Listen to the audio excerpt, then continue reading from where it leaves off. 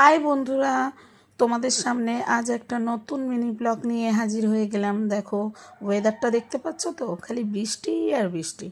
এত বৃষ্টি হচ্ছে বলার মতন না, খুব। আর দেখো বাচ্চারা এত ভিজে আনন্দ করছে, দৌড়াদৌড়ি করছে। দেখো বাচ্চারা এখান থেকে ওখান দৌড়াচ্ছে, ওখান থেকে ওখানে।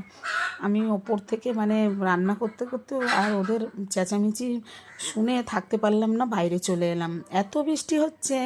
তা ওয়েদারে তোমাদের দাদাভাই বললো আজ খিচুড়ি হয়ে যাক। দেখো খিচুড়ি করেছি, ইলিশ মাছ ভেজেছি, ইলিশ মাছের তেল নিয়েছি, বেগুন ভাজা, আলু ভাজা, আর তার সাথে একটু ঘি দিয়ে আজকের দুপুরের মেনু। কেমন লাগলো তোমরা জানিও।